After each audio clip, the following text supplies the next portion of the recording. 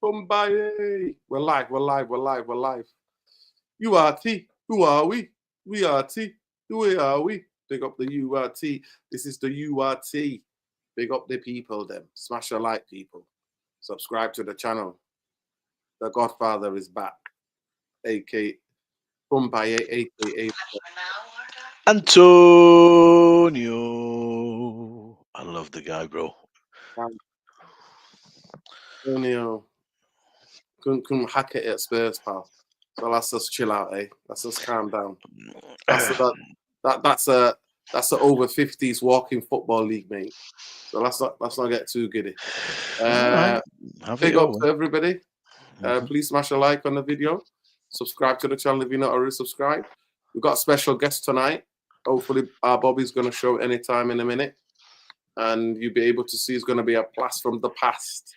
But we got a bit of a jam-packed show for you today. We're looking at Man United. Basically, we're going to be looking at doing the preview. We're going to be asking Amorim'S presser. We're going to be seeing if Manchester United are doing anything in the transfer window. We'll talk about that. This should be short and sweet, bro. Exactly. No signings. Getting clipped tomorrow. Take care, guys. Enjoy the show. Bye. Yeah, it's crazy. Oh, dear. Yeah. It is what it is. Do you see Man City? Old tight Man City. Old tight Man City. 4 in a row tonight. There you go. Old tight Man City. Old tight Man City. Kyle Walker jump shit. No problem. That's what I'm saying. Everybody who's slow goes to the slow league, innit? Kyle Walker's like, the Premier League, I've lost my pace. Where should I go? Over 50 Serie A, mate. Hold tight. Big up Joe Neves. Wow, what a player he is. How much did they pay for him? Marcel, we moving mad. Yeah, big up, man. Said raiding Hamza, he should raid you, bro. There comes Mum like Bobinho. My light Bobinho. My light Bobinho. My light Bobinho. Are you doing good? You all right? What go on, Bobby? The hell, this is a blast Bobby from Sunshine, the very long past. Yeah, Bobby Sunshine is about blast Yes, from the past, bro. mate. Wow. Blast from the past. Do you know what? I had no idea. No idea. Listen, are you coming? Are you here tomorrow for the game? No, I never. I forgot. So I missed the deadline for a media pass. So unfortunately, I couldn't. But I don't know. Are you going? Yeah, I'm going. I'm taking one of my friend's kids. Yeah, I'm gonna actually meet him there. He's 14. Yeah. Beautiful. No, I spoke to Saeed earlier. He says he's not going, so I might jump on his watch along. So yeah, that'd be good. Yeah, I'll definitely do that. How you doing, Bobby? How's the family? We're good. It's good. You know what I mean? Studies are going well. Obviously, the media's it's okay. It's all right. You know, we're just you're doing it, man. You're doing it. Yeah. Listen, you remember when I came to stay with you, and obviously we had a great day in Manchester. Yeah, man. Listen, I'm living the dream, and I'm thanking God every day. You know. That's good. Blessed. We're blessed. What about you, man? We're hydrated, highly flavored, and we're blessed. Amen. How's the cats? You still got the cats? Yeah, unfortunately, one of them, the road got one of them. Oh, got it. But Scholes is there. Can you see him sleeping? Can you see behind me? That's what I'm saying. Yeah. Yeah, Scholes is sleeping, yeah. So what are we saying? Man United Rangers. Oh, Bobby, talk to me. Do you know what, yeah, Nuruddin? It's not the same. Do you know what it is? The clubs commercially are still up there, you know, still biggest teams in Britain. I mean, there'll be a few clubs that will probably say they are one of them. But obviously, listen, Man United is the Hollywood of football. But as a team, club-wise, both Rangers and Manchester United are below where they should be. You know, on a domestic front, Rangers are suffering. They're being consistent at being inconsistent. Obviously, likewise with Man United, it's emotional for me because I support both of them, you know, so it's going to be interesting. But I'm leaning towards Rangers, obviously, so obviously I want a Rangers. Of course, win. Yeah, of course. You know, 100%. I was at the game at Murrayfield. I was lucky enough to be working that game. And yeah, man, look, I'm looking forward to the game. I'm hoping we get a proper British game. you know, and I fancy us. I think we could do a 2-1, to be honest. Well, listen, our record lately, it's been terrible, terrible. Everybody's coming and getting what they wanted at OT. So if that's what you want, then you're most likely going to get it. Exactly. You know what I mean? Exactly. Yeah, man. Big up to people, man. Man City absolutely eat dust. Hold tight, the City fans, man. Yeah, I know, right? Yeah, listen, Manchester United have been, of course, obviously, because you like United as well, obviously. You know, you've seen our form. What been up to? It's the best time to play Manchester United. Crowd is nervous. Old Trafford has become a very nervous stadium. Bombay will tell you. It's very tense in there, man. And once we can see the goal, we're all looking at ourselves going, what the hell is going on? But and listen, do you know what? To what he's saying, if we're being real, of course. And Rangers are incredible in Europe on a Thursday night. We actually play better than we do in the domestic league. And it's very interesting. There's a few Rangers fans, you know, they'll be traveling in numbers, but we're confident. And look, it's a game of football. And Nuruddin, you know yourself, in a game of football, impossible is possible. Facts. Anything could happen. Exactly. Anything could happen, man. And I'm telling you, you know, Rangers have beat us before. I think he was we drew 2-2 with you last time in the Champions League. Remember Phil Neville? That crazy goal. And then you actually beat us, if I'm not mistaken. No, I believe so. No. So what happened? I think it was we drew 2-2 at Old Trafford. I know that. Yeah. And I was at that game. I was there. Rooney, I think Rooney scored the penalty. Steven Naismith brought him down. Ibrox. So listen, the thing about was it 1-0? Did we beat you 1-0? I think it was 1-0. You got a penalty. Oh, Celtic beat us. Celtic. Celtic that beat you guys 4-3 at Celtic Park. I think. Also, there you go. I'll let you answer that, Nuruddin. What do you think? Oh, big up. It should be 55 to 60 million because the potential is there.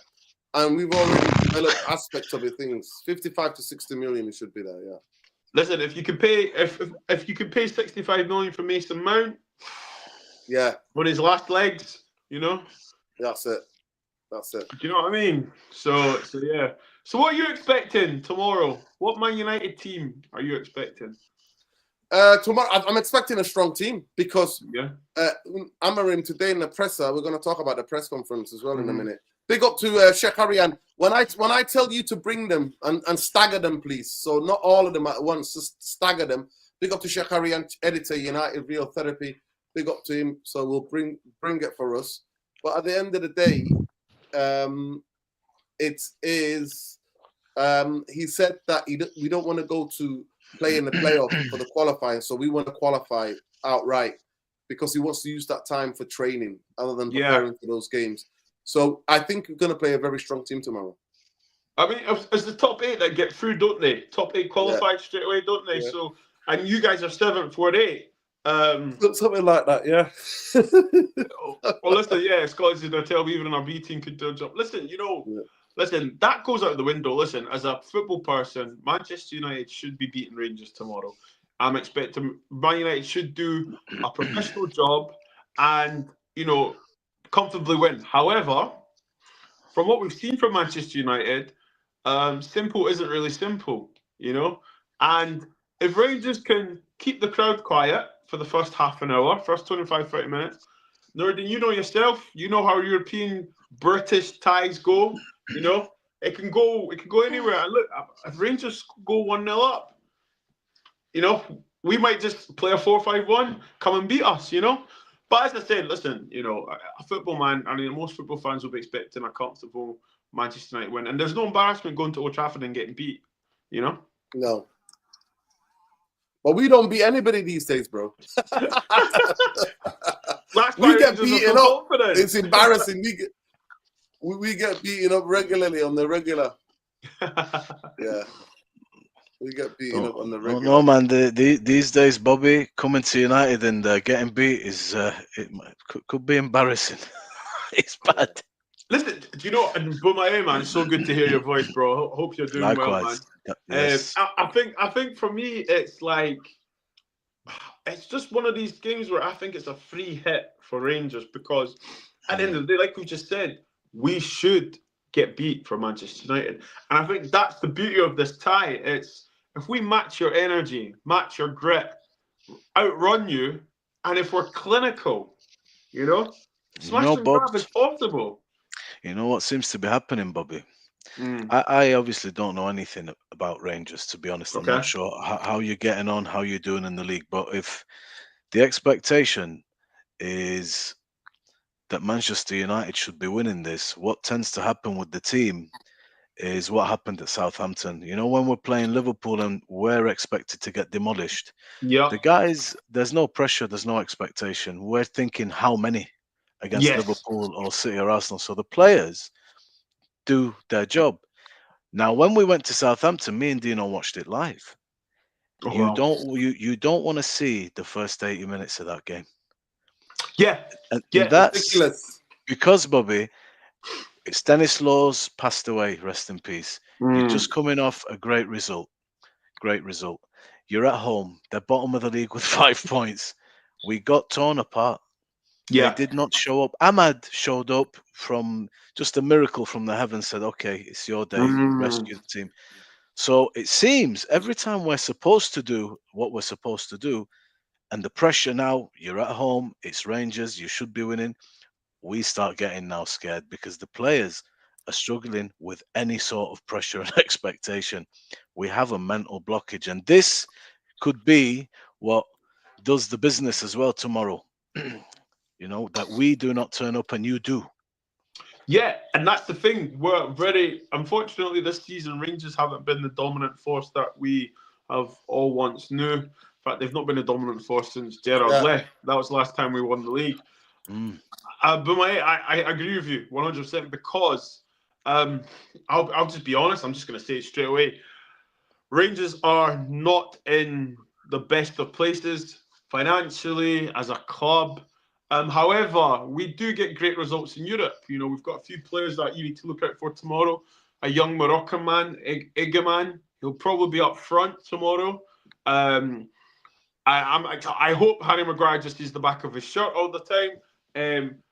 Rangers are going okay, but do you know what? I'll tell you this right now. As you both know, okay, you guys are old and wise enough that you can only be one in Glasgow, and if you're one in Glasgow, you're number one in Scotland.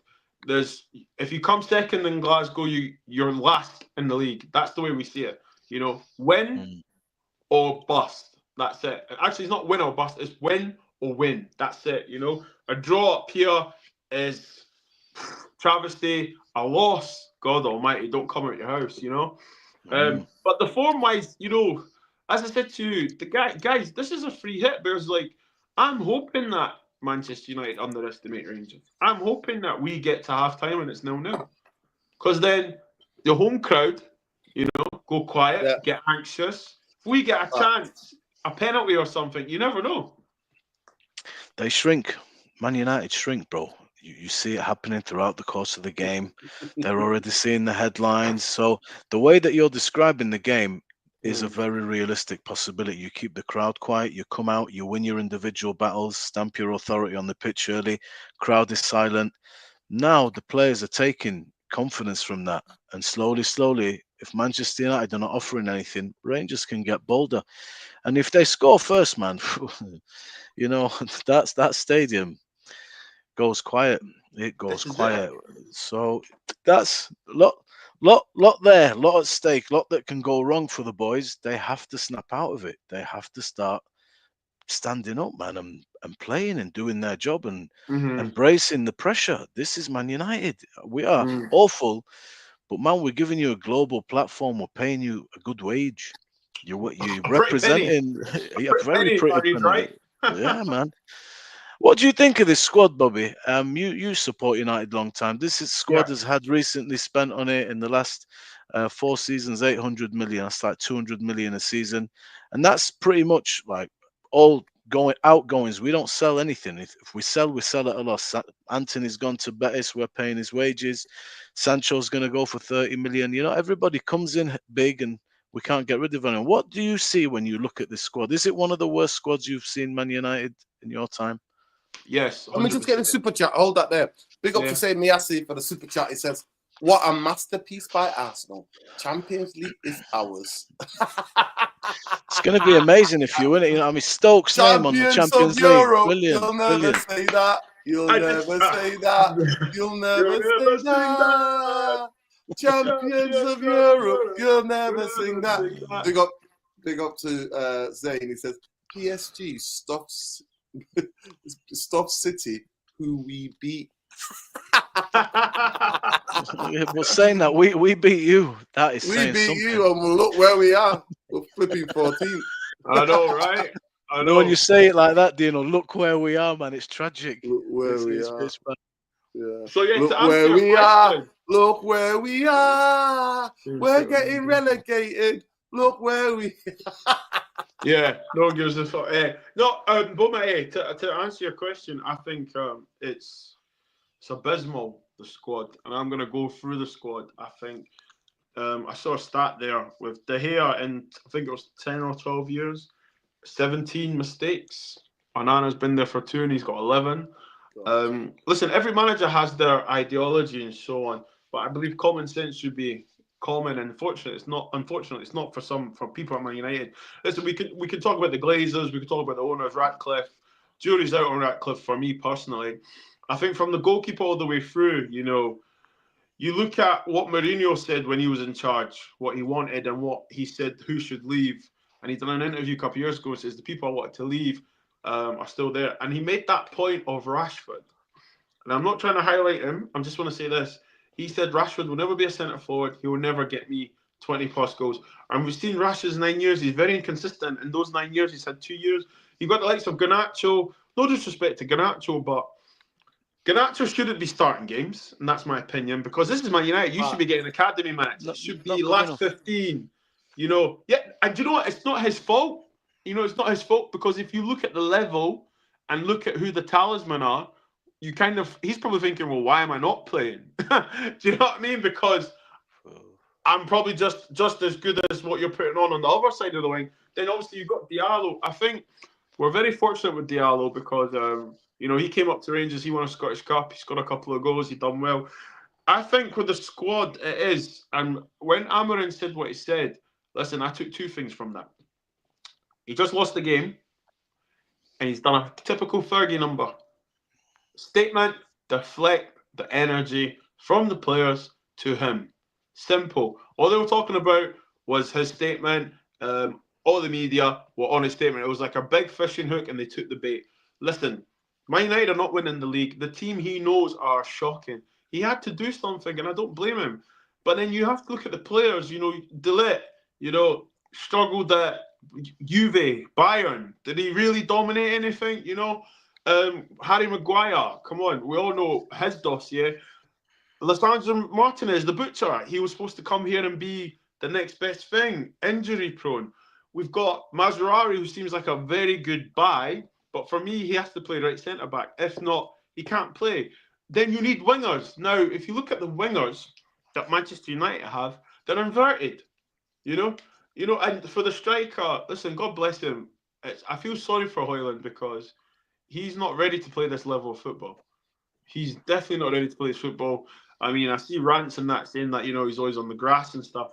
I just think that the whole balance is unbalanced and the identity of talent is crazy. You know, I'm seeing is it Dorku? I'm not Dorku. The young black fullback Man United are looking at, but you could get a Fernandez. Was it Fernandez? Forgive me. The left back. Alvaro. Is it Alvaro? Forgive me. I can't remember his name, but you I'm can not get it sure. for cheaper. Like, look at the players that have left. You think Hannibal. It's just a mess. It is. And it's got to get bad before it gets better. And I think Ratcliffe and co have accepted that Amorim's going to be here for a long time. So buckle up, shut up, enjoy the ride, man. Yeah. You think he should change, or he is No. adamant? I'm staying exactly the way I'm not changing how I play, no matter what happens. No, Should and stay? I respect him for that. I Okay. respect him for that because, listen, we're all man of principles and his word. At the end of the day, you went to go get him knowing the system he plays. And, you know, the individuals, the personnel that he's came into, I think he didn't expect it to be as bad as he thought it would be. And bear in mind, he's probably thinking I can get a tune out of these lads, but then the generation of players now, some of them have got a prima donna attitude. You know, they think they're better than the club. And then when you look at these players' careers, you have to ask them, what have you actually won? Graham Souness says, put your medals on the table. You know, Rashford's never won the league with Man United. You know, you've not won a domestic league title. Okay, Europa League, whatever. But have you ever kicked on? You do nothing to even justify I'm let me not say attitude, because I hate when black players get listed with attitude. The hype and so on. There's not enough consistency there. And I think he's went in and think, right, Alvaro Fernandez, thank you so much. Yeah, Alvaro, thank you. And I was thinking to myself, like, he's probably thinking, right, okay, this is the system. If you don't want to play, get out of the club. And I think with Rashford, he tried Rashford up front, but my Newton. He tried Rashford up front, the Ipswich game. Poor. The goal was a lucky goal. He tried it left. Coaching-wise, sometimes they laughed at Ralph Rangnick, right? Ralph Rangnick, right? Now Amorim's just a different messenger with the same message. 100%. And unfortunately, Nuruddin, I remember you said that, I think it was last season, before Amorim came in, you said, rip it up and start again. But then I said this about Rangers, and I say this, until the board and the structure of the scouting network, the facilities, everything, any manager is going to fail. Simple as that. You can kid yourself on. Listen, if he wins the Europa League, Amorim, big up to him. But see, from a Man United point of view and a Rangers point of view, domestically, you want to win the league. I don't care. You need to be the kings of the land. Simple as that. And as fans, we don't accept that, because we've been triumphant, we've been embarrassed of riches of the domestic titles that we've seen both our clubs win. But now it's like we have a certain standard that we're used to. So anything below that, it's non-existent. We can't.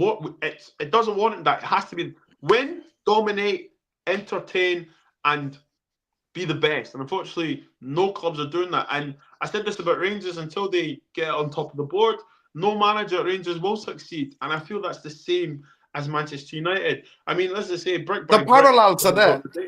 Yeah, the parallels there. Big up Mateo. Not every fan is like what the Rangers fans or the history of their club is. Not every fan is that. Mateo is a big Celtic fan, but at the end of the day, he supports because he went to Rangers. He grew up in Scotland. He went to Rangers and he became a Rangers supporter. He didn't understand whatever was going on, so it is what it is. But we're not going to give him a hard time about it. You know, listen. I'll answer that. I don't know. What's it called? Listen, you know, everyone's got their opinion of Rangers, you know, and I'll say it being a bigot club, being a... I've been in the wrong end, bro, when they came to Manchester last time. Listen, unfortunately, as a black man in any country, you will get racism and stuff like that. Yeah. But we have to be realistic here. There's racism from every football club. So let's not just, you know... And we're talking about history and stuff. Listen, if we really want to talk about history, that's another conversation. But happy to wrap it with you, my friend. But today we're talking about Man United, good vibes, Rangers, good vibes, Europa League, good friends just catching up, you know? That's it. Big up Mateo, though. You know what? I'm up the fucking Irish. You know what I mean? You know me, I'm a Celtic supporter, Mateo. Yeah. But that's how it is. It's just different. That's how it is. It's football and we talk about it, but different people support different football clubs for different reasons. And that doesn't mean that they all are alike. I never think that all Rangers fans are alike. And if we all think like that, I think we'll go blind. I don't think every Rangers fan stands for what a lot of their fans stand for. No. And listen, you know, I'll be honest with you, you know, I've been the Rangers fans and loyals, they accept me, and why shouldn't they accept me at the end of the day? However, you know, listen, what I'm going to say about this, racism will never die. Simple as that. As soon as you accept that, whether you're any walk of race, any walk of religion, creed, whatever. Yeah, you just resist it. You just fight it. You just fight it wherever you see it. You just fight it. Yeah, exactly. And make sure you call it out. Yeah. Simple as that. That's it. Let me ask you a question, Nuruddin. Big up 2020 Crypto. Big up Raymond. Big up everybody in the panel. Do you know, if Amorim continues to play like this, bro, that's fine. Why is he insisting on doing this, knowing that it could absolutely destroy the season? Is this a cry for the board to invest in the team? Is he showing them every week and showcasing Yeah, this is the there could disaster be, that the there could players be. that you've given me are, and you brought me in to play this system. I'm not changing. I'm showing you what we actually have now, in spite of the fact maybe you told me this is the team. What can you do with it? I've seen the team. I've played the team. I've felt the team. Is this a cry for signings and for change? And I'm not going to change unless you Yeah, intervene with I that. Is think that so. what Yeah, this is? I Okay. think so. Yeah, there Okay. is. Listen, there is a lot of that, and I also think he's showing them that you bought me in. You said to me now or never, and Yeah. look what you've done to me. Like these guys, because they spoke to Amorim in the summer, but they said no. They said, nah, we're not going to hire him because the players we have are not compatible to his system. Yeah. But they brought him in now, midway through the season, which makes it 10 times harder. He maybe took the job because they might have said to him it's now or never, and he's not going to pass this chance up. But then Now he he's said, can here. I get some players in January? I'm sure those discussions were Of had. course. Of course. Of course. And that's the thing. Sorry to just jump in there, guys. Listen, at the end of the day, he's a young manager. He's done his work experience there under Mourinho. This thing, if you, listen. I don't know every Man United fan, but I do know some of my brothers and my friends like you guys are my around. If you do your homework on Amorim, he had the same problem when he went to Sporting. They struggled. He was booed. They tried to call the board and be like, "What the hell's going on?" and so on. However, he weeded out who wasn't there for his formation and the way his discipline is and the way he trains, and he got them out and he got the players, and then obviously he won the league. So obviously the Portuguese league is not the English Premiership. It's a different beast. But what I'm saying is that they've now got him, so they can't now not turn around and say you're getting sacked. No, they have to just buy it and just, you know what? You're gonna have to take your Yeah. poison right now. Is this? You're gonna watch this club suffer, drain the light of so many fans, okay, and loyal fans as well. And then you're gonna have to be backed into a corner to be like, right, we need to back this manager. And you know what? Listen, Man United got the money. Listen, I've seen Man United buy players when we weren't in Champions League. Unfortunately, the talent pool and every other club knows that when Man United come, there's a Man United tax, extra 15, 20 million. We've seen it all before, guys. But this time, there's not that many talented players. And the talented ones, you need to pay a pretty penny for. Yeah. Listen, the biggest thing for me, I want to, can you bring up some of the quotes, please, Shakarian, Chief Editor United Real Therapy? Can you bring up some of the quotes from the presser? I want to get into what he was said. The press were all obsessed about what he basically said about the other day, saying that this is the worst Manchester United team ever. Yeah, it's fascinating. So we're gonna. He basically said, "I'll give you a headline. There's your headline. You know what I mean? Go on and write it." Yeah. So it's fascinating. So please bring the quotes, because they didn't let it. They kept repeating it. It was 17 minutes. It was him and Harry Maguire today who were facing the press, and they kept beating him over the head with the same question. It was really wasteful. There's so many different things going on at Old Trafford. I felt like it was really wasteful, the way that they were battering him. But yeah, you don't have to repeat the same quotes, Shekarian, but I just want to bring some of that in, because he came out and he basically told them and said, listen, I said what I said exactly to the players just a couple of minutes before. Mm-hmm. You know what I mean? I said exactly the same. But yeah, big on Mateo. see what I don't understand with that. I saw a bit of the presser, right? And do you know what's so interesting? Yes, he does. He does. What Hadji, he's been a great player for us actually recently. He's had his own problems as well, the political football problems, but he's been good when he's came back into the side. See Amorim, do you know what I find interesting? Who's your manager now? Who's your manager? Where's he Philip from? Clement, Belgium. Belgium. Yeah. With the Ruben Amorim thing, listen, Man United, okay, are clickbait. Man United sells the papers. Man United get the clicks and so on and the views, okay? Do you know, I just find it interesting that when Ole Gunnar Solskjaer was coming up with his phrases, he was backed in the media. They're like, oh, lovable Ollie. It's something about the English media that if they don't take to you or you don't charm them or anything, they're going to be on your quite case. xenophobic, bro. They're quite xenophobic. Come on. Yeah, and You know what it to is. be honest, Alex Ferguson has said worse. You know, he said worse about other clubs as well. We've seen the rants from Keegan, Rafa, Mourinho, Wenger even. So now we're in I don't want to say a snowflake weak area, but like he's calling it as he sees it. They're 15th in the league. They are way behind their rivals. Okay, they don't have a league since Fergie left. It's unheard of. What he's calling a spade and a spade. And I think it's interesting that Jamie Carragher can say half the players are a joke, and he berates the United players all the time. But the manager that sees them day in, day out can give his own opinion and say that, but then he gets scrutinised. Make it make sense.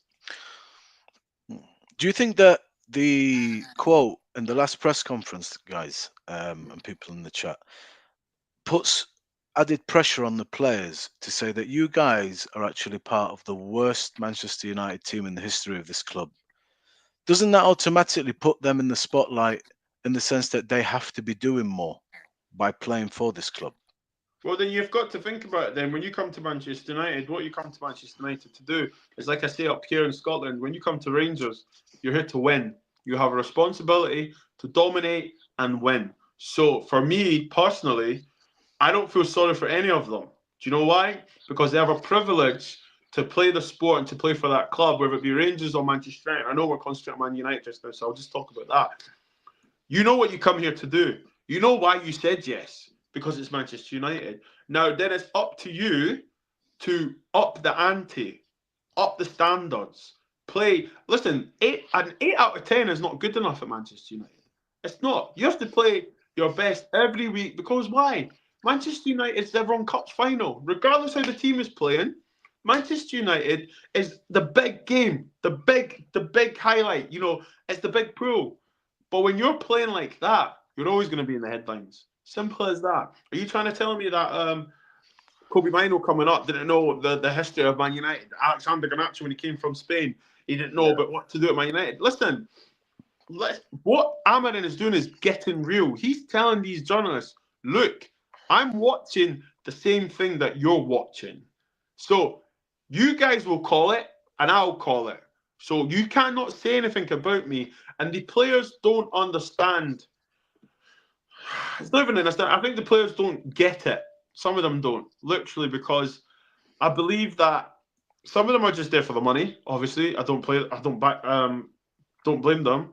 At the same time, I don't think some of them understand what it's going to actually take to get back to being great again. Forgive me, I've just used a Trump line. Oh my God, great again. Now, congratulations to Ollie, man. Big up Windy as well in the chat.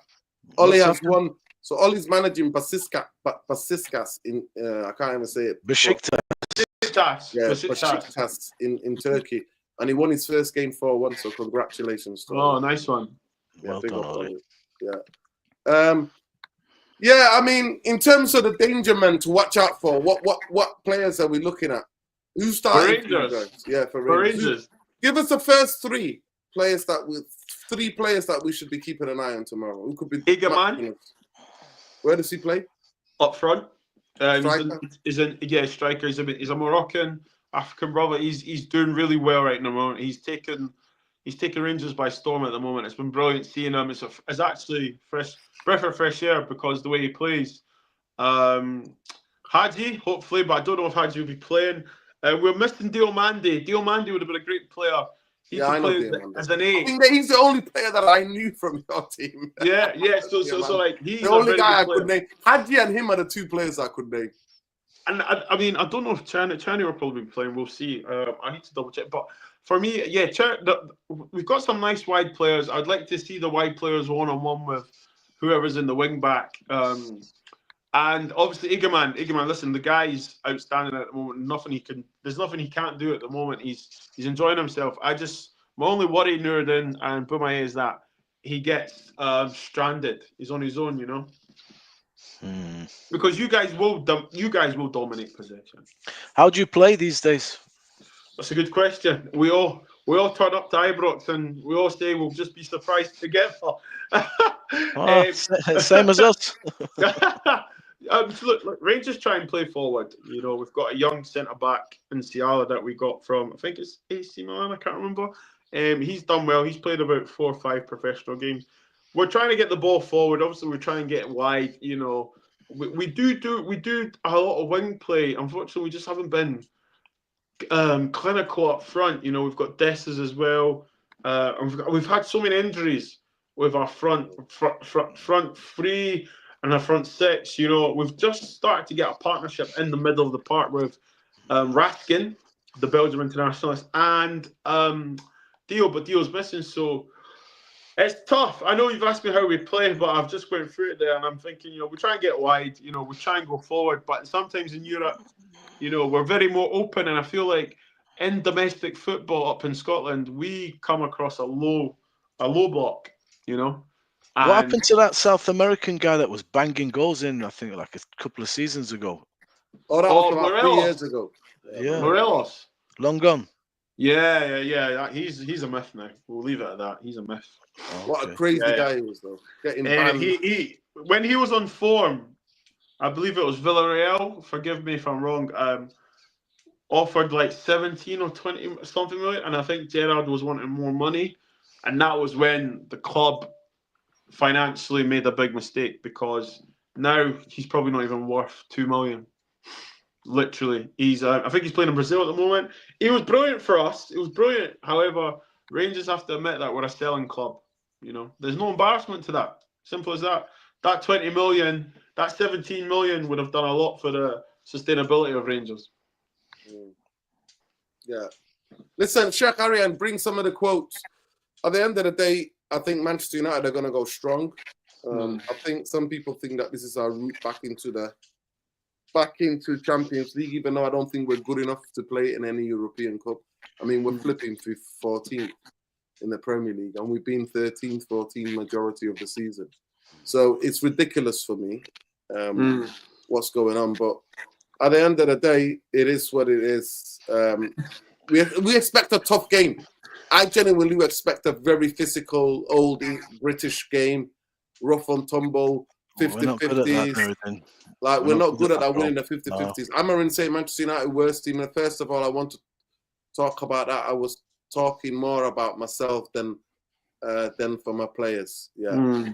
Yeah, he was having a tongue in cheek, but he says it's more for me, talking about me than the players. But yeah, it is what it is. But you can tell somebody said to him, you can't say that, because Manchester United still need to sell shirts.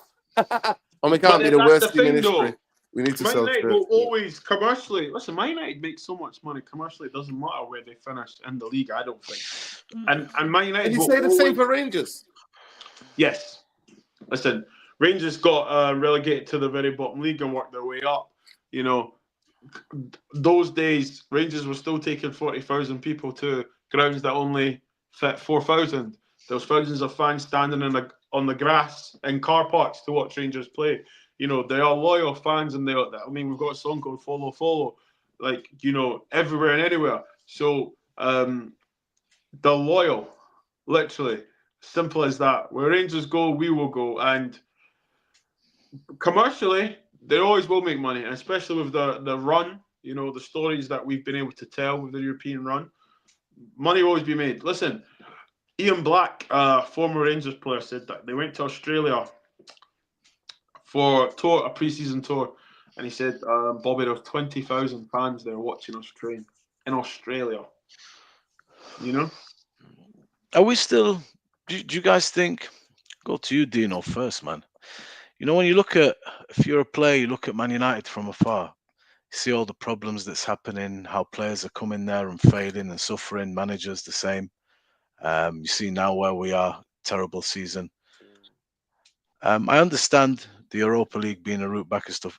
Is it still an attractive proposition, bro, for players, do you think? Yeah. Man United. Yeah. So can I just go into a little bit of the... Yeah. Let me just go into this little bit. Just hold that question. Just repeat that question for me in a minute, Bumbaye. Just a head-to-head. So in the group, we're 7th, you're 8th. Yeah, and the In 8 terms teams of- go through. Yeah, we've got 12 points. You've got 11 points. In terms of Manchester United's Rangers, I think in the times where we played, you've won 13, we've won 12. Your form book says this. So in the last couple of games, you've drawn 2.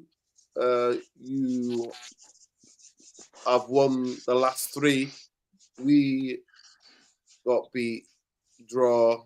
So we've lost, we've drawn twice, and then won once and got beat. So that's the form book.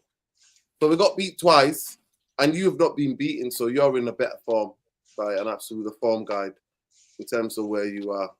And it's going to be very interesting to see, but I expect a very tough physical game. I hope it does get like that, Nuruddin, because if we can make it physical and obviously distract you guys from being dominant on possession, and if we can get you guys going long instead of trying to play intricate passes, playing in between the lines, we've got a chance. Rangers have got a chance, yeah. Yeah, definitely. Bombay, go and ask your question. Do you think, in light of all the problems at Manchester United as we stand, with players being open to other options, that, I mean, Napoli's a step down in terms of the stature of a club. You know, Rashford's going, Sancho's very happy to leave. All the problems we've got, the way we're playing, where we are in the league, the uncertainty of it all. Do you think Manchester United is still the proposition it once was for players, or do you think we're going to struggle now to find and attract, you know, the best, or will they still come for Man United and, you know, the money maybe is the factor? What do you think? No, I don't think they're going to come. I really think that Manchester United is a football club that where players go to die.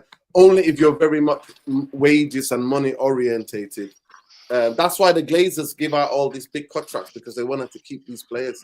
And the only way to compete, because we couldn't compete in terms of trophies or ambition on the football pitch. But so they used to bribe them. That's why they would hand out these extraordinary wages. So if Ineos try to tighten the ship on that side, then we're not going to get the top of the top players, the really talented players. Instead, we're going to be look like they're developing younger players and selling them on, because Ineos want to make profit from that. You know what I mean?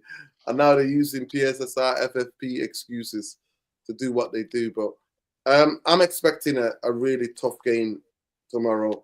I'm expecting especially if they score first. Any team that scores against us lately wins the game. It's crazy. It's absolutely crazy. Yeah. So Manchester United have to score tomorrow. We have to score first. And it's going to be very, very interesting. No, I agree with you. To jump on, obviously, the question that Boumaye asked, Man United is an institution. Yes, will always be commercial and stuff, but the football team and the club as being run and obviously play on the field, it's not really a good project at the moment. You know, you're probably looking at 10 players to try and change the fortunes, and you're not going to buy 10 players in the space of 2 transfer windows. So it's going to be a lot, you know. And there's a few Listen, there's a lot of players in Manchester United squad that they're cruising, aren't they? They're in cruise control. You've got Luke Shaw that gets injured, gets a new contract, comes back. You've got a goalkeeper that is. I mean, I question if he is really a goalkeeper. And when I say that, I don't mean by the ball playing. You know, I'm old school. I want my goalkeeper to be able to kick the ball long and shot stop and demand his box. You know, I don't remember. I know football has, you know, advanced, but come on, let's keep the basics, you know. And you look at the players there, though, you know, they got fortunate with Kobe Mino. You know, Ugarte has came on, but they need more than Ugarte. A midfield of Ugarte and Mino are not going to go and win you the league. Bruno Fernandes splits the fan base. Yeah. But he still scores, you know. I think that Bruno shouldn't be playing in the 10. I think they should put Mino there, because when you see the way Mino plays in central midfield, he's trying to go forward. He tries to dribble on the ball. I actually think Kobe Mino slows down the counter-attacking. So I think it's best to put him higher up the pitch in the last third so he can go on the half turn. And Bruno's more competent as an 8 because he knows he has to come back centrally. Do you guys get what I'm trying to say? I think I always felt from the very beginning of Ruben Amorim's arrival, I questioned Kobe Mainu as an integral piece of this puzzle. I felt his lack of mobility and agility would struggle. As a ball player, he was wonderful. And he was one of the first names on the team sheet for Ten Hag. He allowed us to start moves from the back. But in this formation, off the ball, he's struggling quite a bit. Yeah. And I feel that Bruno is a better proposition there. You know, in a 10, he will be fighting it out if everybody's fit with a couple of the lads. But maybe he can go there because Ugarte is suffering next to him. Yes. You know, yeah, that's my fear for Kobe Mainu in this system. But I also think that, you know, Ruben's not stupid. He's very smart. You know, he will be seeing that it doesn't work. You know, Mourinho used to do this all the time. When Mourinho wanted to set him back, he was playing Scott McTominay there, and he kept playing Scott McTominay back until he got what he wanted. Listen, there's politics. It's chess, not checkers, and he knows he's there for the long run. So if you bring him here, back him, and you know, there's clubs that do sack and get success and stuff, but Man United, you know, they used to be like that. If people do know their history, but Man United are now in a place where it's like, look, actually, it's not the managers, it's the players. So you're either in or you're out. If you don't want to play, find a new club. Simple as that. And Man United this time should make sure that they get a decent price because Man United's way of selling players has been shocking. Absolute shocking. The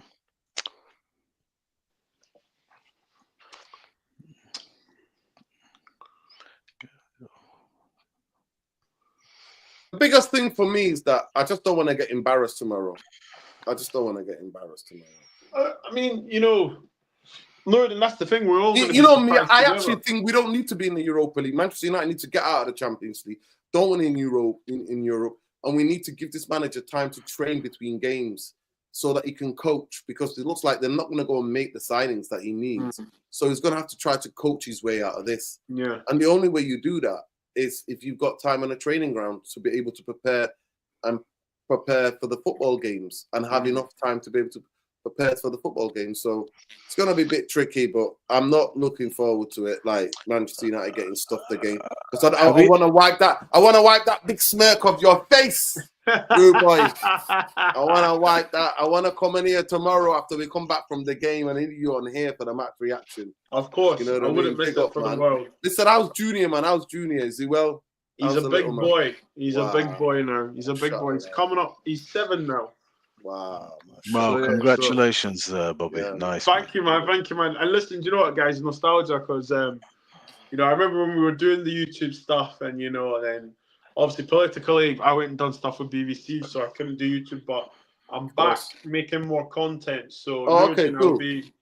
I'll be calling you and we'll be talking, we'll be doing stuff. And I need you guys to come up to Scotland, man, so I can host you guys. Yeah, man. I wish the game was at Ibrox. I would have just got you guys to stay here. You know, I could have took it to Ibrox. I would have honestly, like, then get the group chat set up, man. Like, get me in it, and like, you know, let's bring some good times back. You know, definitely. But Boumbaye, in terms of United, if we're to lose this game, do you think he will walk? He's threatened. You know what? He's in teams where he's managed. At the beginning of his career, Amorim has basically threatened to walk. Yeah, like he said at Braga, he said, bro, that if I don't have full control, I need full control. That's the way I manage, and they wouldn't give me that, so I left. I mean, if we lose tomorrow, I think how I feel about Manchester United at the minute, I'm just waiting for something to actually give. Yeah. That's how I feel. I'm not sure what kind of performance we're going to get. I really don't know. I swear. You turn up and you have no idea. You can tell, though, within 10, 20 minutes, okay, we're up for it. Or you can tell, okay, it's one of them. They're not here. They're absent-minded today. It's going to be a long, long day. And I'm just worried tomorrow, bro. You'll be at the game. You'll be able to tell us what the stadium is like. I'm just worried that the pressure being on Manchester United to win, to consolidate the fact that they're in a good position in the Europa League against a team, as Bobby puts it, that we should beat, is going to have an adverse effect. Are the players at a certain point going to go through that mental barrier? Are they going to have the courage to break through? I don't know. I hope they do. Amorim is really trying different things in press conferences. I think when he makes a statement like that, the players should sit up, and then obviously he takes the pressure back off to not make enemies of the players and put them out there. He says, "It's me. I'm the manager. It's my fault." So we just have to get through that blockage, and it just feels like it's going to be a long season. And where we end up, bro, I don't know. But tomorrow, if we lose, you're kind of just taking it on the chin now. I don't know what to tell you. When we win, I celebrate. It's great. When we play well, we sit here, we analyze it. But the underlying problem that supersedes everything is just the way everything is at Man United now. And it's just disintegrated quite quickly into something that we possibly didn't anticipate. The manager being in this position or in position, the players playing the way that they are. We thought we couldn't get worse than Ten Hag, how he finished. It's actually much worse now. Much, much worse, because I think the wounds have been completely opened. They're there for everybody to see. And how are we going to heal these wounds? Is the club going to intervene? Do you want to back your investment in this manager? Do you want and believe in him? When you have a business, when I had a business and it wasn't doing so well, and I was thinking at that moment, either I cut my losses, I've made some mistakes, or I'm gonna have to take a risk and really back myself and put money in. And now it's sink or swim. What are Ineos gonna do? Because they've kind of shafted themselves from what the sound bites, what you guys have said, in the sense that Yeah.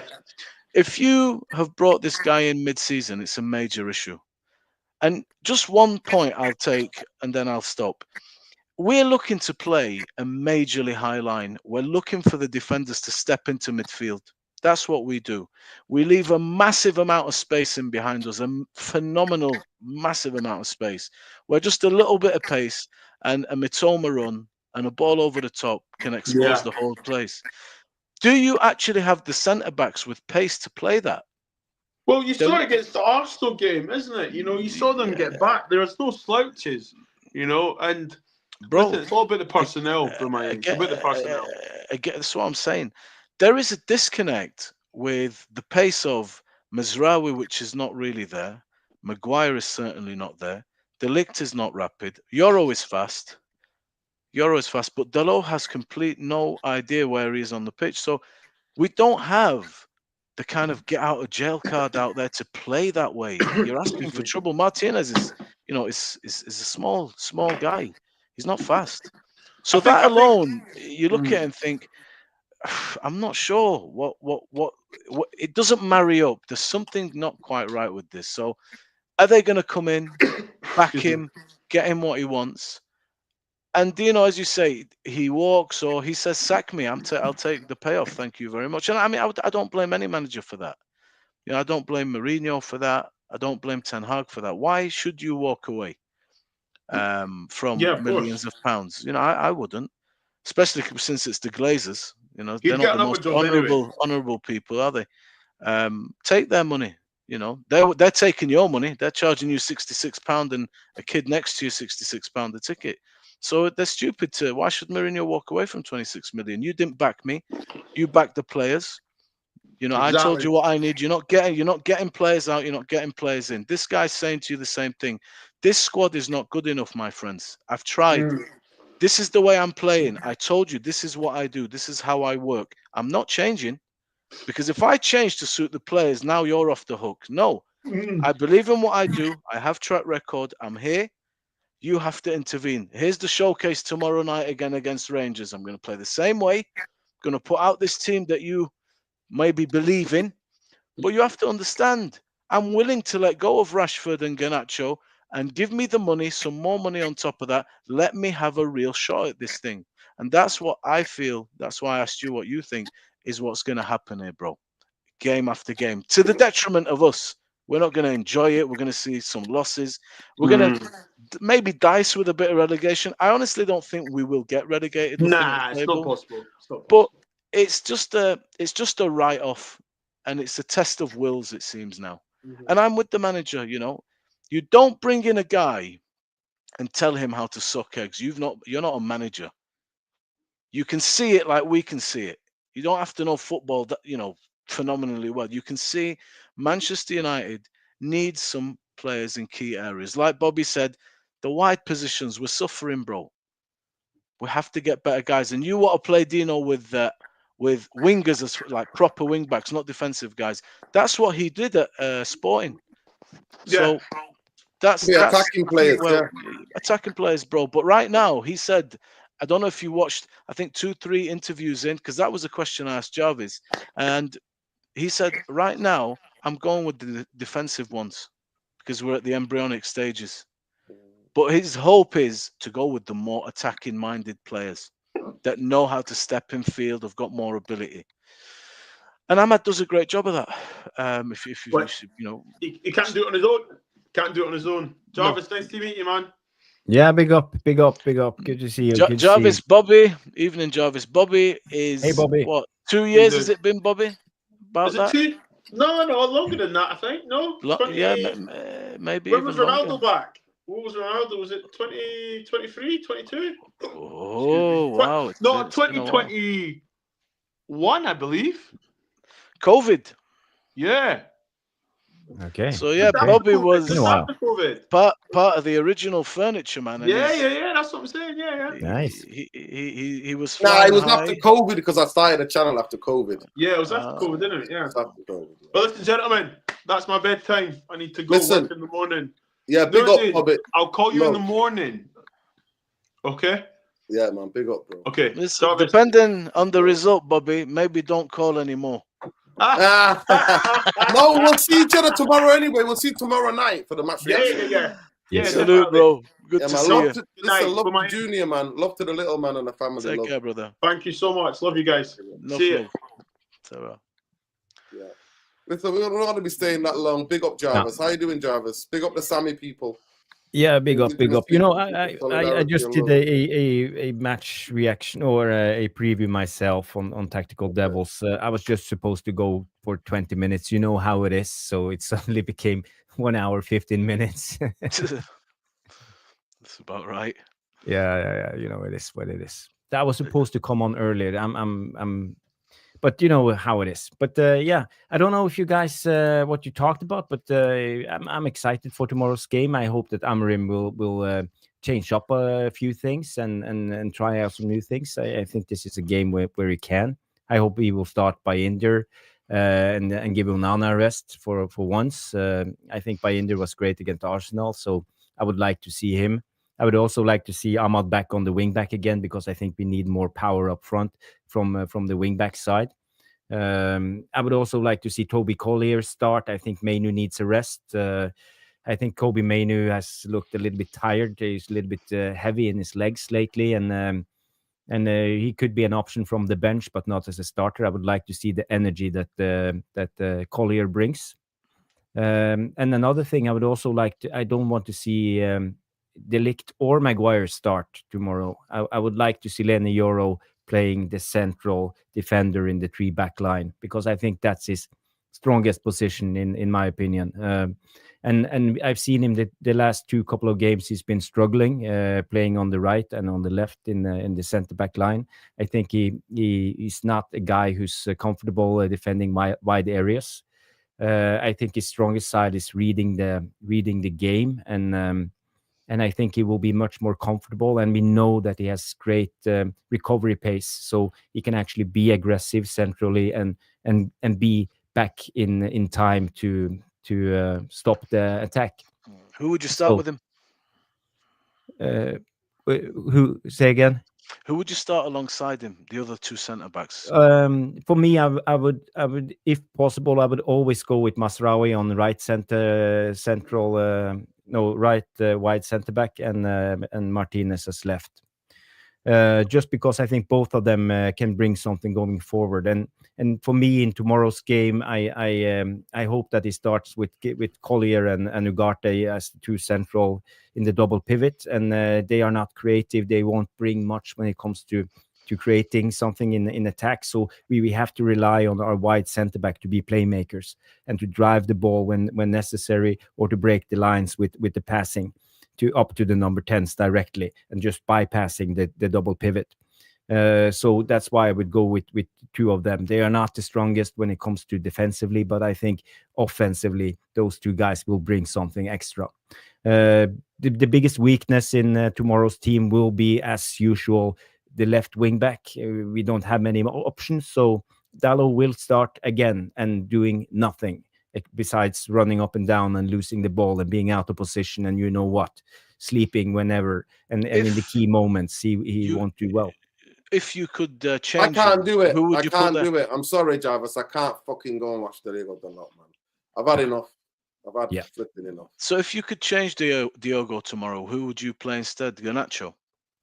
Yeah, that's a problem. We don't have any options. That's why I'm saying we have to just play him. But we are in sore need of a left wing back. Drogu is apparently coming in. I saw Alvaro Fernandez play yesterday for Benfica. He did really well against Barcelona. I think both of them are good options, and I think we should definitely sign one of them and soon. We can't wait. We can't keep waiting till the end of the window, because we need a left wing back now. And up front, I would actually start. I will start Rasmus as the striker, because I think he needs some confidence. He's still young. I haven't written Rasmus off. I think he can. Still Listen, come good. I can't write any of these young players off, because Manchester United is a shit show of a clown show, and you can't develop. There's no sustainability. There's no it's not stabilized enough for be able to bring young players in, to be able to take them out, to bring them in. But I'm glad that it didn't start, and hopefully he had a bit of a rest mentally, and hopefully he scored goals in Europe last season, and I hope he can score goals again this season. Who'd you But put it's in going the to be a 10? tough game. It's going to be a tough game. He's going to play Bruno, regardless what we say. He's picking his strongest team that he's been picking from Bayern. With who? With who, bro? Bruno with who? Bruno and Ahmad. Oh, Bruno is going to pick Bruno and Ahmad. It will be Garnacho if he plays Bruno on the left wing. It might be Garnacho. No, yeah. It'd be Garnacho. You don't think Xerxes would start along with Højlund in front of him? Good. We also I hope he does. I hope he's not does. tired. He performed well. He performed well the other day. Yeah, I do believe these two guys can play in the same team. I like Xerxes in a 10 more than an out-and-out striker. Look at the work that he did against Southampton. Even the cameo when we got popped in the last game, he was good. But Mbaye, you think they might be able to play together? The manager doesn't think so. He plays one or the other. But what about Eriksen? I see Sheikh Arian asked this question. Should Eriksen start in the 10? Yeah, 100%. Bruno should play deeper to me next to Ugarte. And you know who I'll play left wing back instead of Diego Dalot? I play Collier. Yes. Good thinking. I'll play Collier. He actually played under Ten Hag one game, the League Cup game. Ten Hag, yeah. Yes. He played, yeah. He did well. He's got the legs. He's got the legs and the energy and he's the football brain.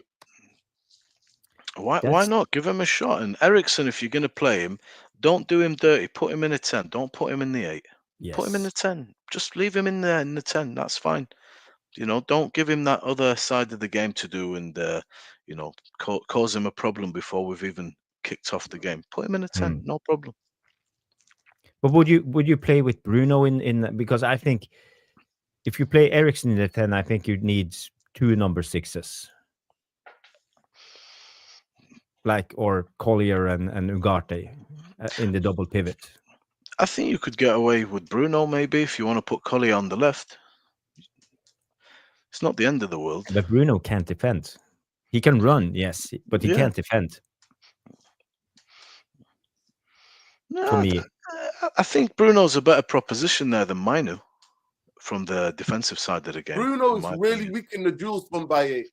He loses a lot of duels. He's not that great in the But- duels. But He can he's keep there. up with players. He pretends to tackle players, but the duels, he's terrible. Usually, No, I mean, honestly, the David one-to-one Silva, duels bro, is really bad. is David is Silva a guy. is a duel monster. He's nowhere near like David Silva. Nothing like David Silva. You want a Nothing. guy, I think, that Bruno, bro, the shift that he puts in, he played in there, and I thought he played quite well.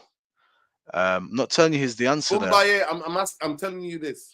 I Yeah. promise you, statistically, I've proven it again and again. Bruno, Jarvis will tell you, he's horrendous at duels. Horrendous. Out of like 16 duels, he'll won 2 or 3. He's not And built that for is that. embarrassing. That is Not built. fucking embarrassing. Bernardo Silva is the opposite. Bernardo will win 14 out of 16. Bruno Fernandes will win 2. That's the difference. No, The only game I saw him winning duels, but he'll tell you, Jarvis, was against Liverpool. I was fucking shocked. No, bro, Bruno is not bad in the 8. Promise you. He's not bad in the 8. You will get a shift out of Bruno, and he will know where he is. Minu, bro, like thing you the way said, that we want to play in modern is football. Let me struggling. just finish this here. The way we want to play in modern football, Bruno, whether it's the 8 or the 10, he runs around a lot. He chases people a lot. He gives a lot of silly free kicks away, and he loses a lot of duels. That has been the form. Now, against Liverpool, I was quite shocked. He was holding on to the ball when he dropped to the 8. He was keeping the ball. He was carrying the ball. He was winning a majority of his duels. So I hope that Bruno plays. But that's why I made the video on this channel saying, should Bruno only play once a week? No, bro. I think the running theme of this Bruno debate needs some context, and there is some nuance to it. The one thing I believe that the fan base is guilty of, we have our scapegoats, and they failed before they've even kicked a ball.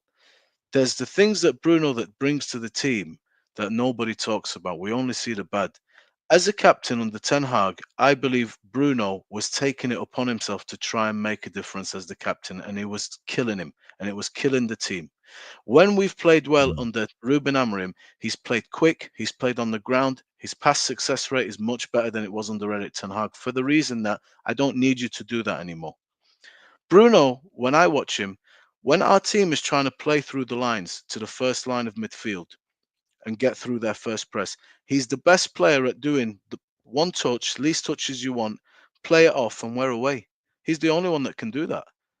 And Bruno, the things that people moan about, and I really mean this, about, his hands are in the air, he's talking to the referee.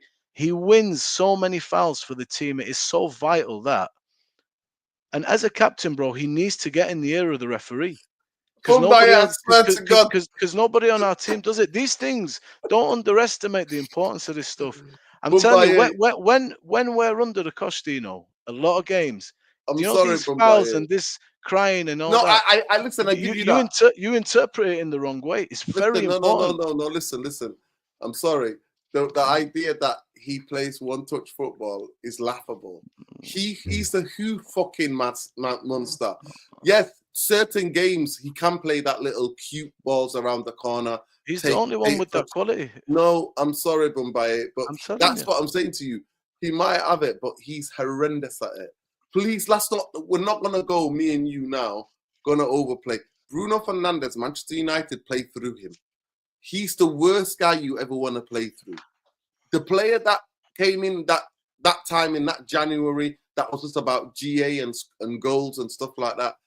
If that player is no longer there, this player is horrendous. But I must say, when he can play, let me finish. When he has played one game a week, he has looked way better. And I made the video about saying that should he play one game a week? Go ahead, Jarvis. When it comes to Bruno, this is Bruno when he defends. This is Bruno up here.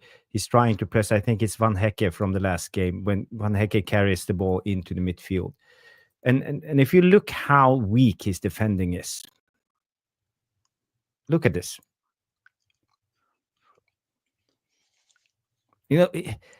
it baffles me how weak his defending is. You know, he sells himself so easy, and he tries to read the game. One simple feint and he runs off. He's totally, and this is Bruno every time, you know. And this is so he's not a defensive minded player. He hunts the ball as an attacker, as an offensive player, not defensive player. No defensive player runs off like this. You know, you have to keep your eyes on the man. Don't try to intercept the ball in that way. And you know, it's Bruno, and he has his strengths, but when it comes to winning duels and winning the ball, he's not it. He has too many weaknesses in this game, and I think that's a big problem when it comes to Bruno. And it's also, I don't know, I showed you when it comes to his captaincy, you know, he takes too much responsibility for other players, and he don't focus on his own game. And that's also a big problem when it comes to Bruno, a big issue with him. And he loses his concentration, and he don't scout. He loses doesn't look around. discipline. He loses I positioning. remember Mumbai, I'm sorry, let me just when Mumbai, 1 second. He loses. I've come here. I only talk about what I see. I don't pick on players because everybody picks on them. He loses positioning. He loses discipline. He loses concentration because he's trying to tell everybody what to do. It's absolutely obvious. And the worst of all, he then tries to help the left back or the centre back. And then he makes it even. No, but sometimes he does it people successfully, bro. You know, on the football pitch, I used to say, people, don't help me because I don't know if you're going to go for that challenge or I'm going to go for that challenge. I say, don't. If you're going to help me, get behind me, yeah? So if I go for that challenge, the player overruns the ball, you can get the ball. But yeah, honestly, Mumbai, let's not please. It's statistically and on the eye, when I've been in the stadium, Bruno does some strange, indisciplined things in football. And for me, the biggest thing is positioning. The lack of positional discipline, for me, I'm never playing you. I am never playing you. Because it shows me that you do not really understand football properly. If your positioning is that terrible and you get so emotional, then you think you can go and help other people do their jobs. Well, I'm asking you to do your flipping job. And I think the captaincy is way too heavy for him. I think he needs to focus on his game, and because try to be a hero is not the same. Yeah. But go ahead, defend him however you like. But I can just show you this too before Bombaye say anything. You know, it's about Bruno and taking too much responsibility as a captain. You see, he looks here at Dalot. He points at Dalot, and when he receives the ball, he goes straight into the defender because he doesn't scout for himself. He's not focused on his own game. He uses too much energy on other players around him. So again, look at him pointing here, watching Dalot, pointing at Dalot. But here, he's not aware. He's not scouting in this area. He should see this guy because this is the way he's turning with the ball. But he's not aware. He's not looking at this area once. He's only looking at Dalot, shouting at Dalot, telling Dalot what to do. And it ends up with him losing the ball. So for me, I don't think even he's not the right captain because he takes on too much responsibility for other players while he's not on top of his own game. And that's one of the biggest problems. If you pause that clip there, there's 3 players that he's surrounded by. Yeah. Yeah. One of them's 18, one of them's 19, one of them's 24. Yes. Bruno's playing in a very, very inexperienced team. We used to talk and make excuses for Paul Pogba about the players around him. Who's Bruno playing with? Who's playing well? That's my problem here. I think personally, Bruno's a top quality player. That's my look opinion. At the past. And he take her back, Mumbai. To take her back. Let me just show Mumbai. Take her back. Right. Play it again. One second, Mumbai. 1 second. That ball there. Look, Ugate's free. Straight away, bam, whip it into that middle there. And there's enough gap to be able to put it through. Look at the gap between those players there. Play that ball there first time. This is the pass. He's not looking at it. He's not. I'm sorry, Mumbai. Paul Pogba can dribble out of his way. Paul Pogba's setting up goals was incredible. He holds some of the craziest records in Manchester United and Premier League history for setting up so many goals. Okay. I don't know what you're talking about. I mean, let me, with all due respect. Paul Pogba was blamed. Paul Pogba was constantly blamed for everything was Manchester United because we tried to play through Paul Pogba. And when we try to play through a player, and yeah, I would say yes, who's playing well. But I'm sorry, Jarvis will tell you, we've done many shows on this channel. We play through two players. It was Marcus Rashford and Bruno Fernandes. And I do not want that. Manchester United need to play out differently and play differently than just playing through one player. Paul Pogba, we never truly played through Paul Pogba. Paul Pogba used to get on the ball at times because he wasn't a defensive midfielder. He was misprofiled. Paul Pogba, the best work he did at Juventus was played in a 3 on the left-hand side as an attacking midfield player. Paul Pogba at Manchester United, there's a difference, you see. At Juventus, Paul Pogba's playing with Marquisio. He's playing with the other experienced guy. He had Vidal. These are very big, experienced players who take the mantle. He's a young player that comes in, plays with Pirlo as well. You're talking about some of the hardest working, most experienced players in a very settled winning team. That's Paul Pogba. Bruno Fernandes is part of a team that is one of the youngest teams in the league, all over the pitch. In front of him, he's got babies. At the side of him, he's got Ahmad that's a baby. Behind him, Ugarte is 24, he's new. Mino's a kid, Yoro. And with all due respect to the clips, I mean, if you feel vindicated by showing me those clips, let me bring some clips out for you at the next show, and I'll show you the type of work that Bruno's doing that nobody can do in this team. Where the ball comes in, the pass is perfect, one touch pass, and we open, we go. Against City, that was what was happening. If you go back and watch the City game, he was class at it. We were struggling to get the ball from the defense into the midfield to feet, and the guys that were coming short couldn't turn. Only Bruno is able to do that for us, and that's what gets us going straight away and gets us on the attack and has them pulling back. Bruno, bro, is playing in the team of kids, man. It's not easy. Under Ten Hag, don't get me wrong. That Bruno that came and was magnificent for us, the quality is there. You've seen it. But under Ten Hag, bro, all we were doing was go Bruno, do a world-class Hollywood ball, and the ratio was dreadful. I have to give it to you. But the whole thing was dreadful. Everything was on Bruno.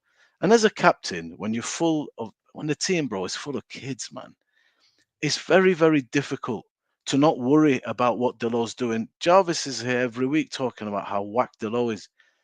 I've played in teams with you where we've got dog shit players that we're terribly worried about. I can't play my own natural game. I'm worried constantly that I have to help them out.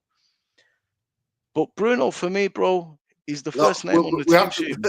We have to agree to disagree. We have to agree to disagree. Yeah, fine. Yeah. Boomba, I get your point, what you're saying, and I know that Bruno has some qualities that no one else has on this team, and I agree with you when it comes to this. But he has some obvious weaknesses, and he doesn't seem to improve these weaknesses. It's like a never-ending story of clips like this. You know how his press play is, how he doesn't scout. He's not particularly good dribbling, Bruno, and he always seeks. Bruno is a guy that scouts.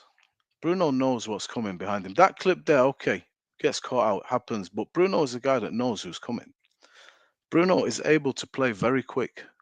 Well, he scouts for his teammates. He doesn't scout for the opposition. Do you know he knows when I think that's the difference. He has a good eye for finding his guys, and he makes the right passes a lot of the time, especially when he goes deep. And this worries me because I don't see him as a deep lying playmaker. If you have a look at Busquets, if you have a look at Pirlo, if you have a look at let me stop you. No, but if you have a look at those players who are the old-fashioned deep-lying playmakers, they are doing the job perfectly. That's the standard. That's where you want. Yeah. What I'm not saying is that Bruno is a deep-lying playmaker and the answer. What I'm telling you is he's a better proposition than Kobbie Mainoo at this current time. I feel Kobbie is really suffering in there, and I think Bruno will do a better job for you as an 8 if you want to put Eriksen in the 10 than Kobbie Mainoo will do. That's what I'm saying at this moment. Okay, yeah, okay. You cannot compare Bruno Fernandes to some of the greatest deep-lying playmakers on earth. No, I'm not. But I'm comparing the scouting, how you look around, and how to be aware of other players. Because you said that Bruno is scouting and he is aware, but I'm saying he's not at that level. Yes, he takes a look over his shoulder sometimes. But if you look at Xavi, for example, every 2 seconds, They do this. They run around. Even with the ball in their feet, they run around like this.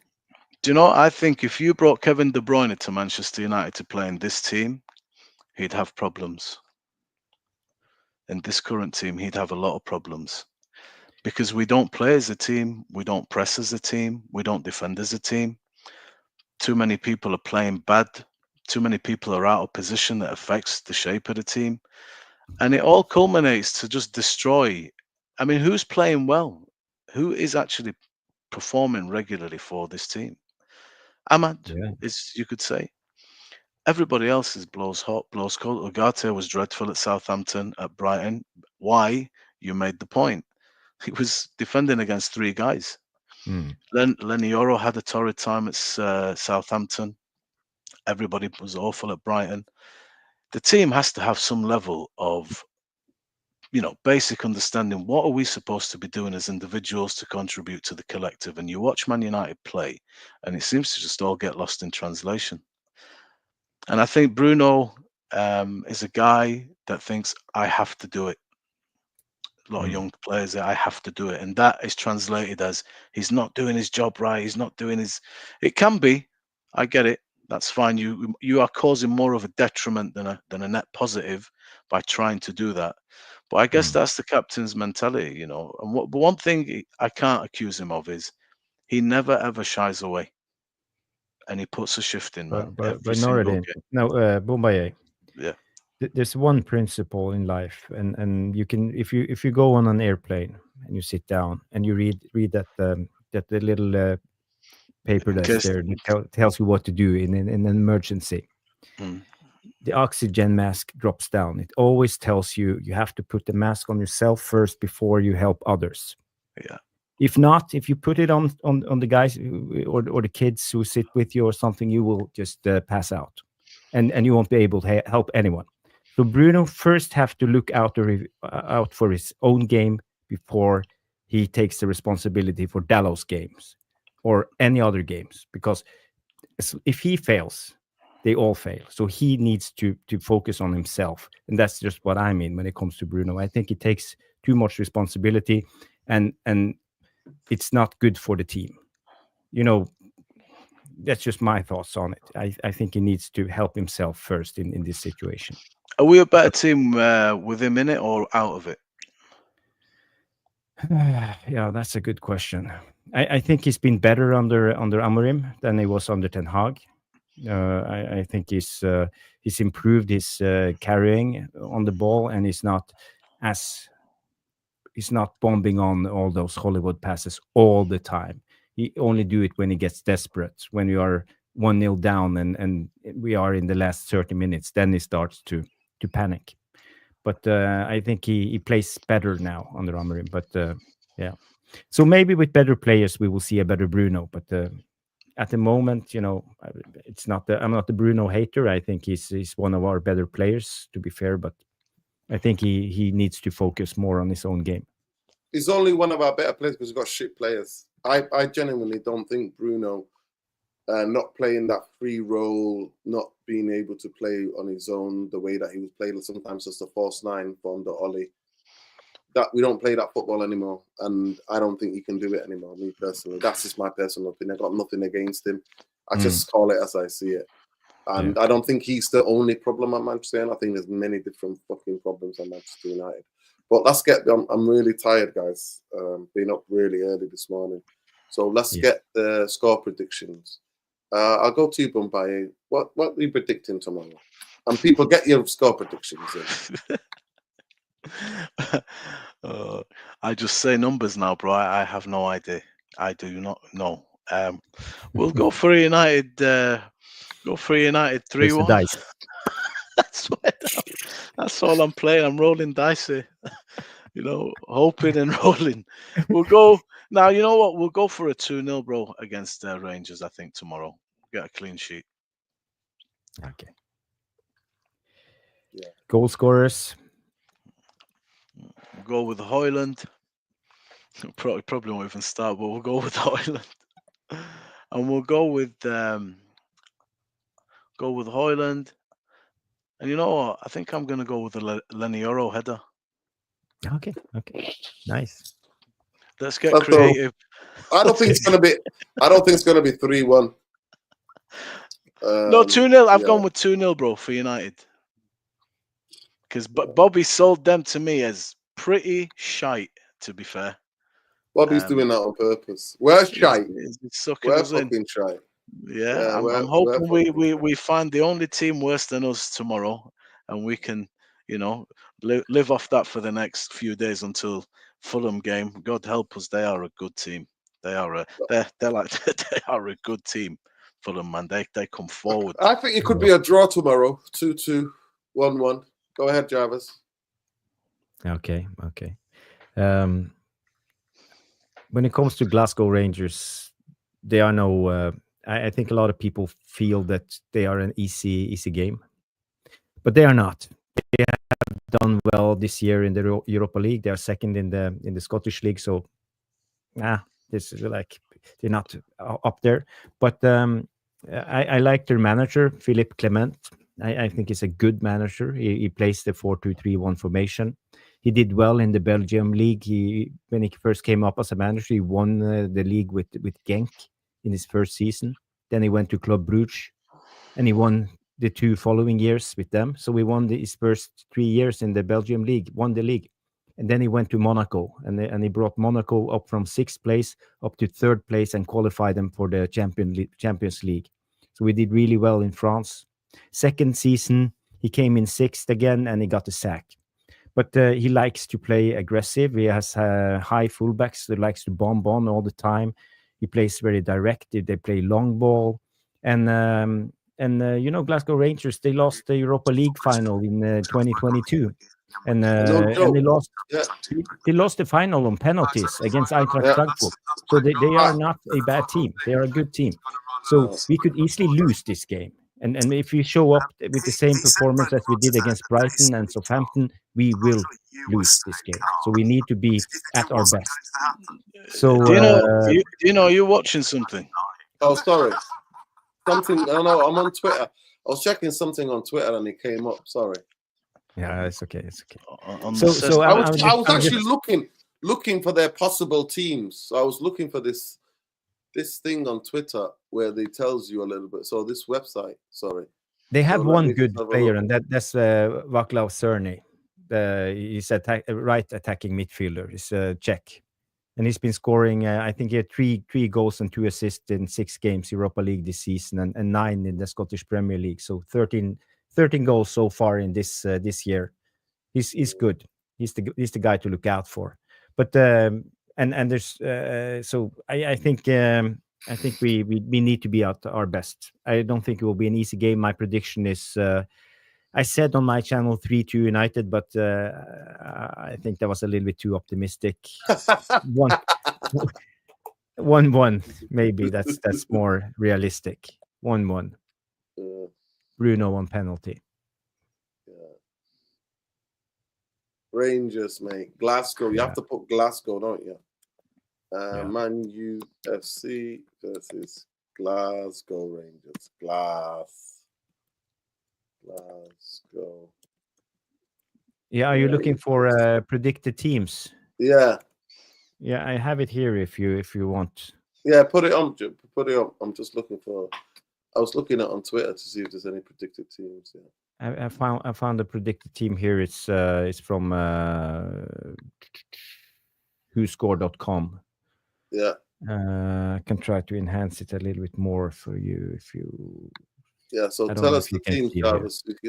Tell us the team. So Zirkzee, Dalot, Bruno, Casemiro, Ericsson, Diego Dalot, Ericsson, Casemiro. Nah, I don't think that's playing. I don't know. Maybe something that we don't know. I think we will go with our strongest team as possible. I think he will. Yeah, he will. He said it today. He said we need to qualify. So yeah. But this guy Cerny and this guy, the striker Igamana, they are the ones to look out for. Yeah, Hadji's always dangerous as well. I don't know. Hadji, is that the son of? Yeah. It is nice. Yeah, it is. Yeah, he's been injured and he had a bit of falling out and everything. So he's not been since he's gone back in the team. Yeah, been reading about a little bit about him. But yeah, he's had some bad injuries, and yeah, he's not been in the team. Fell out of the team for quite a bit.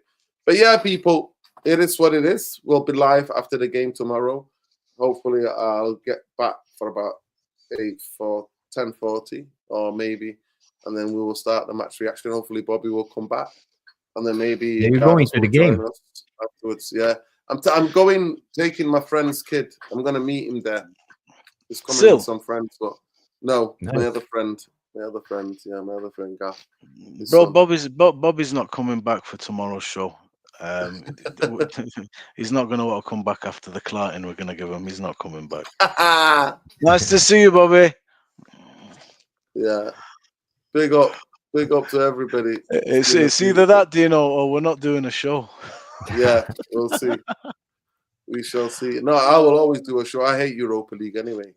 But big up to everybody. Please smash a like on the video. Subscribe to the channel if you're not already subscribed. Let's see if we got to 100 likes at least.